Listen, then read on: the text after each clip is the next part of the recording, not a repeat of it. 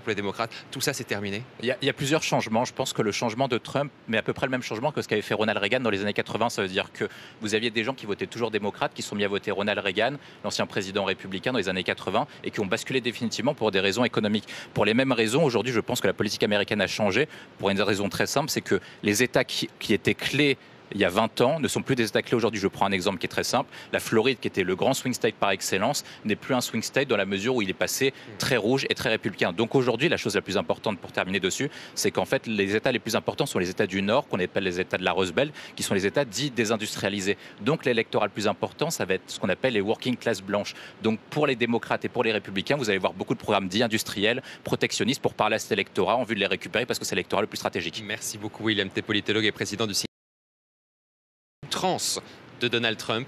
C'est pas ce qui a été décisif au final dans le vote. Non, quand vous interrogez l'ensemble des instituts de sondage, que ce soit d'un point de vue national ou dans les États clés, la première question qui arrivait souvent en tête, c'est quelle était la raison principale qui vous a motivé à venir voter aujourd'hui? À peu près entre 30 et 40% des Américains ont voté pour les questions économiques. Donald Trump fait un peu plus de 40%, donc vous avez bien une idée de pourquoi ils ont voté. La deuxième raison, c'est souvent la démocratie. Mais lorsque vous sous-interrogez le panel en disant pourquoi est-ce que vous votez pour la raison démocratique, il y a une partie d'entre eux qui disait, sur le même discours de ce qu'avait dit notamment Elon Musk, le patron de Twitter et de Tesla, en disant que la démocratie américaine est menacée, mais non pas dans l'idée que nous on s'en faisait sous la menace du Capitole, de Trump, des putschistes, etc., mais plutôt sur la question de la liberté d'expression, la question du deuxième amendement sur la question des armes, etc. Donc c'était plutôt comme ça qu'ils ont parti voter. La troisième raison, c'était les questions de santé. La quatrième raison, c'était les questions migratoires. Mais donc en fait, lorsqu'on prend le récit médiatique et lorsqu'on prend les dernières, notamment campagnes de Kamala Harris, qui avait beaucoup insisté sur la démocratie, le droit des femmes, etc., on peut se dire qu'elle a mené une campagne qui pourrait être considérée comme contracyclique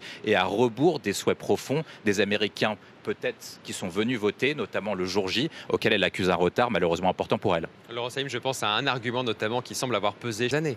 C'était impensable parce que, je ne sais pas si vous vous rappelez, mais il y a plusieurs années, on avait un débat, notamment il y avait une crainte auprès de ce qu'on appelle les white anglo-saxon protestants, notamment le peuple dit majoritaire aux États-Unis, c'est de se faire dépasser, de se faire croiser à l'époque par les latinos, notamment mexicains. Et il y avait une crainte notamment pour le parti républicain en se disant comment le parti républicain pouvait gagner une élection avec plus de 50% latinos prochainement, qui allait devenir le peuple majoritaire aux États-Unis. La langue majoritaire, majoritaire aux États-Unis. Et en fait, il y a une conversion qui est très claire, c'est qu'en fait, une grande partie des latinos ne se considèrent non pas comme latinos, mais davantage américains. C'est le premier point qui est important. Le deuxième point qui est important, c'est la question du clivage au sein des mêmes latinos. Vous avez les hommes et les femmes, donc les hommes latinos ne votent pas exactement comme les femmes latinos. Et l'autre point qui est le plus important, c'est que les latinos diplômés, donc avec un diplôme, ne votent pas de la même manière que les latinos qui n'ont pas de diplôme. Or, les latinos qui n'ont pas de diplôme ont soutenu Donald Trump pour des raisons économiques, parce que lorsque vous leur posez une question qui est très simple, notamment dans les différents instituts, notamment celui de Gallup, c'est est-ce que vous vivez mieux sous le mandat de Biden ou sous le mandat de Trump? Et ceux-là ont répondu que le mandat de Trump leur permettait de s'enrichir plus d'un point de vue économique.